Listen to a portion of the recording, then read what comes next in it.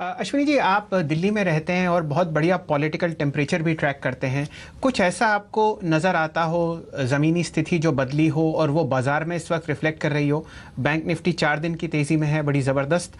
और निफ्टी भी आप कह रहे हैं अब जितने भी लार्ज कैप्स हैं वो सहायता कर रहे हैं। तो बाज़ार ऊपर है और कोई पॉलिटिकल सेंटिमेंट से इसको जोड़ रहे हैं आप? देखिए, मैं ये मानता हूँ कि मार्केट प्लेयर्स में दिमाग कम होता है, तो मैं उनके मार्केट एनालिसिस पे, उस पे पॉलिटिकल एनालिसिस पे नहीं जाता हूँ। बट ये है कि शायद लिक्विडिटी इम्प्रूव हुई है, शायद कुछ बाहर से पैसा आया है, लेकिन इसमें बहुत ज़्यादा पॉलिटिकल रीडिंग करना वो अक्लमंदी नहीं है। हमें 2004 का नज़र आता है, तब भी ऐसे ही स्विंग्स थे और किस लेवल का जो है एंटी क्लाइमैक्स था वो सब देखा हुआ है। आप ट्रंप का देख लीजिए, बहुत दूर क्या जाना है, ब्रेग्जिट देख लीजिए। तो ये जो है ना, ये बहुत अक्लमंदी नहीं है। आपको बेसिकली रिस्क मैनेजमेंट करना चाहिए, सपोर्ट रेजिस्टेंस देखना चाहिए। बहुत ज़्यादा इसमें कुछ रीड करने के लिए ख़ास है नहीं। ठीक है, आपको मिड कैप, हमने ETF की बात करी थी, अक्यूमुलेट करें जब जब वहाँ मौका आए, लेकिन बहुत ज़्यादा उसमें रीडिंग करने की ज़रूरत नहीं है। ओके, इस बीच राजेश सातपुते जी ने एक ट्रेड ढूंढ लिया है। राजेश बताइए, क्या है वो ट्रेड? देखिए, इन पर्टिकुलर मुझे लगता है विप्रो में आज वीकनेस है। इनफैक्ट फ्रेश सेलिंग मुझे यहाँ पे दिखाई देती है। जो ब्रेकडाउन है वो भी हो चुका है। It's a head and shoulder formation. 268 का लेवल था, 272 का लेवल था, जिसके नीचे ये वीक होगा। तो मुझे लगता है ये सेल बनेगा eight this level with A strict stop loss of 276। मुझे लगता है जो टारगेट होगा वो रहेगा 262 का। सो मुझे लगता है 8 रुपये के लिए विप्रो में सेल किया जा सकता है। 262 तक के टारगेट आपको दिखाई देंगे विप्रो पर। इस समय शॉर्ट करने की राय आ रही है विप्रो के स्टॉक में। कल हमने एक ऐसा लगा कि गिरावट थम गई है और एक बाउंस आया, और उसके बाद आज फिर से यहाँ पर मंदी बनती हुई। तो एक टैक्टिकल शॉर्ट है, 8 रुपए की कमाई वाला ट्रेड। राजेश इस समय यहाँ पर देख रहे हैं। प्रकाश, आप भी देख रहे हैं क्या विप्रो में ये ट्रेड? आप भी बहुत शॉर्ट ट्रेड जल्दी से लेते हैं? वेल, विप्रो का जो है स्ट्रक्चर यस थोड़ा वीक है। पॉसिबल है कि लो लेवल देखने को मिल सकता है। बहुत ही टाइट स्टॉप करीब करीब 272 273 का होना चाहिए। अगर लो लेवल देखने को मिलेंगे तो परहैप्स 265 भी पॉसिबल है। यस, यहाँ पर थोड़ा शॉर्ट ट्रेड बनता है विप्रो। ओके, तो ये मंदी का ट्रेड इस समय आपके लिए विप्रो पे बनता हुआ नजर आ रहा है। लेकिन इस बीच देखिए, बढ़ने वाले स्टॉक्स की तादाद आपको इंडेक्स के लिहाज से ज़्यादा दिखाई देगी। हेवी वेट्स जिनमें आप खास तौर पे खरीदारी आते हुए देख रहे हैं। इंडिया बुल्स हाउसिंग में एक अच्छा रिवर्सल देखने को मिला है, लेकिन एक्सिस बैंक और HDFC बैंक, ये कुछ और स्टॉक्स है जो निफ्टी बैंक को काफ़ी तेज़ी से ऊपर खींच कर ले गए हैं। इन दोनों स्टॉक्स पर आपकी नज़र थी राजेश? एक्सिस पे देखिए अब 2.5% ऊपर 238 के लेवल आते हुए दिखाई दे रहे हैं। निफ्टी बैंक को क्या अभी भी और सपोर्ट मिलेगा इन दोनों से? देखिए, मिलना चाहिए, लेकिन जो कैलकुलेशन था कि क्योंकि हम लोग सेशन के नज़दीक है, तो यही कैलकुलेशन था कि HDFC बैंक और एक्सिस बैंक एक सपोर्ट देंगे, एक छोटा पुश देंगे, जहां पे हमें 100-120 पॉइंट्स बैंक निफ्टी का काम हो जाएगा। सो वो तो काम हो गया। तो अभी देखिए, अभी at this level Axis Bank अगर मेरी पोजीशन रहती तो मैं एक बार क्लियर स्क्वायर करता, to be very frank with you. क्यों? क्योंकि मैं आज क्या काम हो गया? आज का काम हो गया। मे बी मैं कैरी करूंगा HDFC बैंक को, कि जो मुझे ज्यादा कंफर्ट देता है, क्योंकि एक करेक्शन भी हुआ है 2127 2125, not a bad price. So it's a buy. So मैं स्टॉप लॉस रखूंगा 2110 का पोजिशनली, और मुझे लगता है 2 टारगेट 2140, ये इसका पहला रेजिस्टेंस है। 2140 के ऊपर मुझे लगता है 2180 तक जाएगा। तो रिस्क टू रिवॉर्ड बेहतरीन बनता है HDFC बैंक में। जी, मेरा ये प्रश्न आशीष चतुर्मोता साहब के लिए है। आशीष जी, 2 स्टॉक्स आपके लिए NCC और NBCC, दोनों शेयर 100 रुपये से नीचे हैं और दोनों में लगभग पिछले 4-5 दिन से बड़ी ज़बरदस्त तेज़ी है। अगले 1 हफ्ते के लिए ये आपको शेयर्स कैसे लगते हैं? नहीं, बिल्कुल। देखिए, NBCC में तो मेरे हिसाब से एक अच्छा बेस बना है, और आज जो प्रॉफिट बुकिंग हुई है उसको वो एक अच्छी अपॉर्चुनिटी है जहां पर लॉन्ग पोजीशन बनाई जा सकती है, क्योंकि 57 से लेके 56 की जो रेंज है वो बहुत एक अच्छे सपोर्ट का काम करेगी। और मेरे हिसाब से अब क्योंकि ये थोड़ा डिप दिखा रहा है, तो एक अच्छी अपॉर्चुनिटी है यहाँ लॉन्ग पोजीशन बनाने के लिए। ऊपर में मेरा मानना है 64 से लेके 66 तक के टारगेट्स NBCC के अंदर में देखने को मिल सकते हैं। तो NBCC मेरे हिसाब से एक बाय ऑन डिप का अच्छा एक कैंडिडेट है। तो ये कॉल आप दे रहे हैं एनबीसीसी पर गिरावट में खरीदारी करने की सलाह। इस बीच एक स्टॉक जिस पर मेरी नज़र पड़ रही है वो है आईडीएफसी फर्स्ट बैंक। आशीष, इस पर नज़र डालिए। आज सुबह ही हम बात कर रहे थे कि यहाँ पर गिरावट आएगी, 47 रुपये 50 पैसे तक के लेवल देखे जा सकते हैं, शुभम कह रहे थे, और ये 48.75 तक तो आ गया है। हमारी बात हो रही थी यहाँ पर जब ये 50 के करीब था शुरुआती ट्रेड के बाद। इस स्टॉक पे आप क्या लेवल्स देखते हैं? बहुत अच्छी तेजी देखी जा रही थी आशीष, और इसमें अचानक से जो मॉर्गन स्टैनले ने डाउनग्रेड कर दिया, 30 रुपए के टारगेट दे दिए, उसके चलते ये गिरावट शुरू हुई है। क्या यहाँ से अभी भी अच्छी गिरावट का मौका है? आप शॉर्ट करेंगे? देखिए प्रदीप जी, इसमें क्या है कि बिल्डअप आज डेफिनेटली शॉर्ट साइड पे बना है। करीब करीब 10% का ओपन इंटरेस्ट में इजाफा हुआ और स्टॉक भी 5% ऑलमोस्ट करेक्ट हुआ है। तो डिप तो डेफिनेटली आ रही है, बट जो इसका मीडियम टर्म हम एक ट्रेंड देख रहे हैं वो थोड़ा सा तेजी का बना हुआ है। और जिस तरह की पोजिशनिंग इसमें पिछले कुछ दिनों में आई है, जब तक ये स्टॉक 47 के नीचे डिसाइसिवली ट्रेड नहीं करता, मुझे लगता है इस लेवल पे इस पर शॉर्ट करना थोड़ा सा एक रिस्की ट्रेड हो सकता है। शायद 47-48 के जोन में इसको बहुत अच्छा सपोर्ट मिले, और अगर से ये लेवल्स को ये होल्ड करता है तो शायद आपको उतनी फास्ट एक रिवर्सल ऊपर साइड पे भी नजर आए। तो मेरे हिसाब से इस स्टॉक पे शॉर्ट पोजीशंस अवॉइड करना चाहिए। जी सतपुते साहब, ये प्रश्न आपके लिए। इस वीक में जो कुछ फ्यूचर्स गिरे हैं उनमें से एक है भारती एयरटेल, लगभग 309 रुपए पे। इसमें काफ़ी ओपन इंटरेस्ट बिल्डअप भी हो रहा है, ये कैसा लग रहा है आपको चार्ट्स में? देखिए, थोड़ा सा अगर भारतीय पे ज़्यादातर पोजिशनल व्यू अगर आप ले तो मुझे लगता है 300 और 320, 325 पकड़ के चलिए। 325 और 300 ये इसका रेंज है, 25 पॉइंट में ही घूमता है। एट द सेम टाइम जो मीडियन है वो करीबन 313 के आसपास है। तो मैंने देखा 313, 315 पे ये रिवर्स देता है। अगर इस लेवल पे देखें तो इसका जो स्ट्रक्चर है वो वीक है। 300 का ब्रेकडाउन जो है इसके लिए वेट कर रहे हैं। अगर 300 का ब्रेकडाउन होता है देन इन दैट केस मुझे लगता है भारतीय जोर से टूटेगा। एट द मोमेंट मुझे लगता है कंसोलिडेशन में है, तो यही होता है 315 के आसपास हो जाता है तो एक शॉर्ट कॉल निकलता है जो 300-302 के टारगेट के लिए लोग ट्रेड करेंगे। 315 के ऊपर जाएगा तो एक लॉन्ग बनता है जहाँ पे और एक 10 रुपये मिलते हैं। मुझे लगता है एक कंसोलिडेशन में फंसा है। It needs either A breakdown और ए ब्रेकआउट। तो जब तक वो नहीं होता तब तक डिसाइसिव व्यू लेना थोड़ा डिफिकल्ट है। चलिए, डिसाइसिव व्यू लेना थोड़ा डिफिकल्ट है इस वक्त। एफएमसीजी सेक्टर में देखते हैं नेस्ले, हिंदुस्तान यूनिलीवर, पिडिलाइट और मैरिको।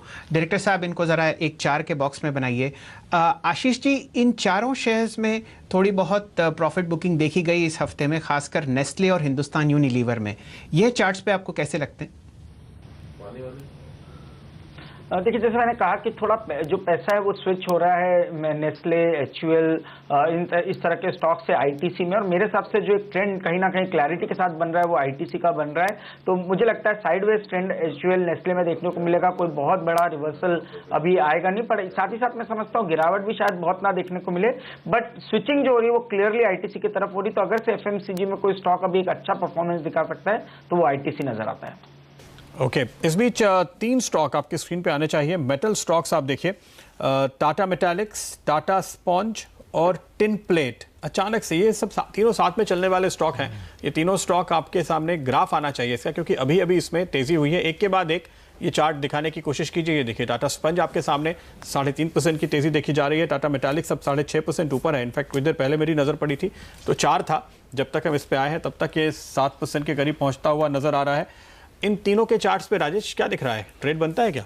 देखिए, मुझे लगता है अगर तीनों में से सबसे ज़्यादा स्ट्रॉन्ग कौन है तो मुझे लगता है टाटा मेटालिक। अगर कुछ फ्रेश लॉन्ग करना है तो कहाँ करना है तो मुझे लगता है टाटा स्पॉन्ज, क्योंकि टाटा स्पॉन्ज में यहाँ पे एक डबल बॉटम फॉर्मेशन बनता है 675 के आसपास। एक हल्का सा रेजिस्टेंस है 765 के आसपास, लेकिन जो स्ट्रक्चर है वो मुझे एक कॉन्फिडेंस देता है कि यस, ये आगे जाके चलेगा। ओवरऑल एक कॉन्ट्रा बेट है, स्टॉप लॉस रहेगा 740 का। अपसाइड में कहाँ जाएगा? मुझे लगता है 800-810 का टारगेट इसका इमीडिएटली ड्यू है। 800-810 के ऊपर अगर ये सस्टेन होता है देन इन दैट केस मुझे लगता है 860 का टारगेट होगा। टिन प्लेट की अगर आप यहाँ पे बात करें तो देखिए, टिन प्लेट में मुझे लगता है जो अपमूव है वो क्लियर कट है, 145 का ब्रेकआउट है। प्राइस पैटर्न जो है वो है इन्वर्टेड हेड एंड शोल्डर, जिसका टारगेट करीबन 175 का बनता है। At 155 again it's a long, keep a stop loss below day's low which is 148। So 148 के स्टॉप लॉस के साथ लॉन्ग करें। मुझे लग जैसे मैंने कहा 170-175 ये इसका टारगेट एरिया है। जी, 2 शेयर्स में काफ़ी आज ज़बरदस्त वॉल्यूम एक्सपेंशन दिख रहा है। टाटा एलेक्सी लगभग 41 लाख शेयर ट्रेड हुए हैं, और गुजरात गैस इसमें लगभग 50 लाख शेयर्स की ट्रेडिंग हुई है, जो कि इनके 5 दिन के एवरेज से बहुत ज़्यादा है। आशीष जी, इनमें आपको कोई ट्रेड्स दिख रहे हैं क्या इस वक्त? जी देखिए, दोनों में ही जबरदस्त वॉल्यूम है, और खास तौर पे टाटा एलेक्सी में जिस तरह का ये प्राइस वॉल्यूम एक्शन देखने को मिला, मुझे लगता है बहुत डिसाइसिव है। हालांकि ऊपर से जरूर एक प्रॉफिट बुकिंग हमें टाटा एलेक्सी में देखने को मिली, बट मुझे लगता है कि अब कहीं ना कहीं एक मजबूत बेस 940 के आसपास बन चुका है, और ऊपर में इवेंचुअली मुझे लगता है 1030, 1040 के जो लेवल्स है वो टाटा एलेक्सी में देखने को मिलेंगे। तो ये जो डिप इस स्टॉक में भी चल रही है और जो इसको 950 तक लेके आती है, तो मेरे हिसाब से वहां पर पे एक बहुत अच्छी buying opportunity Tata Elxsi create करेगा। Okay. और शेयर ट्यूब इन्वेस्टमेंट्स, इसमें लगभग 6,32,000 शेयर की ट्रेडिंग हुई है। ये कंपनी हरक्यूलिस साइकिल बनाती है, फंडामेंटली बहुत ज़बरदस्त स्टॉक है। इसके बारे में आपकी कोई ओपिनियन? और यही प्रश्न राजेश अग्रवाल जी के लिए भी है।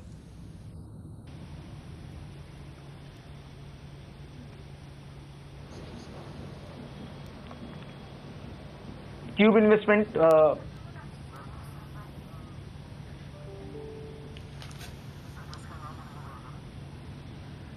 आशीष जी के लिए प्रश्न था ट्यूब इन्वेस्टमेंट्स पे।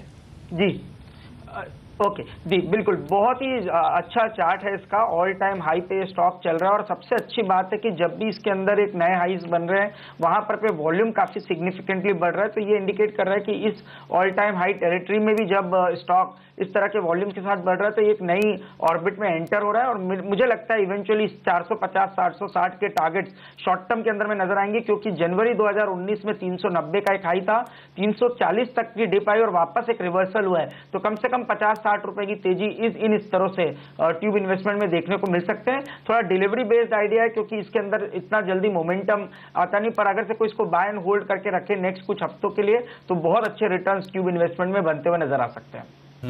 तो यहाँ पर लंबा नजरिया लेकर चलिए तो आपके अच्छे रिटर्न बनेंगे ट्यूब इन्वेस्टमेंट्स में। राजेश अग्रवाल, आप भी नजर रखते हैं क्या स्टॉक पे? स्टॉक को हमने पहले कवर भी किया है, ये मेरा एक फेवरेट स्टॉक रहा है, क्या लगता है आपको? नहीं, वाकई में बहुत अच्छी कंपनी है, और फंडामेंटली मैं समझता हूँ कि जो भी फंडामेंटल ट्रैक करते हैं उनके लिए फेवरेट होने की बहुत सारी पॉइंट्स हैं इस कंपनी में, जो कि मुझे लगता है कि एक बहुत अच्छा पोर्टफोलियो स्टॉक हो सकता है। साइकिल बनाती है कंपनी, अच्छी बैलेंस शीट है, अच्छे ग्रुप को बिलोंग करती है, और सबसे बड़ी बात, अगर पिछली तिमाही के अगर आप नतीजे देखें तो 11-12% के आसपास टॉप लाइन में जंप देखी गई थी। वहीं एबिटा में 65-70% के आसपास का जंप था, जबकि बॉटम लाइन में अगर आप देखेंगे तो 121% के आसपास का जंप था। नंबर्स बहुत स्ट्रांग है। हालांकि आने वाले 2-3 क्वार्टर्स तक मैं नहीं समझता कि इतनी अच्छी परफॉर्मेंस रिपीट हो पाएगी, बट फिर भी मैं समझता हूँ कि जो भी नंबर्स है वो और भी अच्छे बेहतर होते हुए नजर आएंगे कंपेरेटिवली। वैल्यूएशन के लिहाज से भी अगर आप देखेंगे तो वैल्यूएशन इस वक्त 10-12 के पी पे ट्रेड कर रहा है कंसोलिडेटेड लेवल पे। मुझे लगता है कि यहाँ से बहुत अच्छा अपसाइड बन सकता है, बिल्कुल यहाँ खरीदारी करनी चाहिए। हमारा अपना अनुमान है कि ये स्टॉक आने वाले साल भर में 500 का आंकड़ा पार कर सकता है, तो बिल्कुल खरीदारी की सलाह रहेगी। कोई बहुत ज्यादा रिस्क एवर्स हो तो थोड़ी गिरावट का इंतजार कर ले, अन्यथा मैं समझता हूँ कि यहाँ पे बिल्कुल खरीदारी करनी चाहिए। ओके, एक और स्टॉक जिसकी अभी भी शैलेंद्र जी बात कर रहे थे, गुजरात गैस, उस पर अगर आप नजर डालें अभी भी 4% ऊपर है, और तगड़े वॉल्यूम यहाँ पर जो देखने को मिले, इसके पीछे एक बड़ी वजह है। सुबह हमने बाजार खुलने के साथ ही स्टॉक पर चर्चा की थी। गुजरात गैस के लिए अच्छी खबर ये आ रही है कि गुजरात के मोरबी में एनजीटी ने जो कोल गैसिफिकेशन का प्रोसेस था उसकी जगह पे गैस के इस्तेमाल की बात कही है, तो बाजार को लगता है कि उसका फायदा इस कंपनी को आगे जाकर मिलेगा। इस पर आपकी कवरेज है राजेश जी, क्या नजरिया रखते हैं आप गुजरात गैस पे? देखिए, फंडामेंटली बहुत स्ट्रांग कंपनी है, नंबर्स भी बेहतर आए थे, बट मैं नहीं समझता कि इस न्यूज़ की वजह से किसी को खरीदारी करनी चाहिए। हालांकि लॉन्ग टर्म के लिए हम समझते हैं यहाँ पर बिल्कुल एक बाइंग की स्ट्रेटेजी रखनी चाहिए, बट इस वक्त मैं समझता हूँ थोड़ा करेक्शन का इंतजार करें। 115-120 के लेवल्स थोड़े सेफ होंगे इसमें एंट्री के लिए।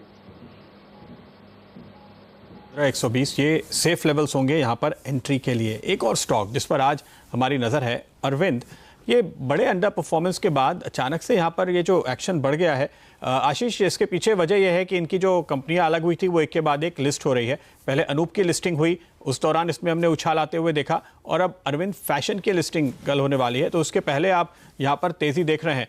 कैसी पोजीशंस बन रही है आशीष इसमें, क्या कॉल होगी इस समय? अब देखिए वायदा कारोबार में सबसे ज्यादा बढ़ने वाला स्टॉक हो चुका है।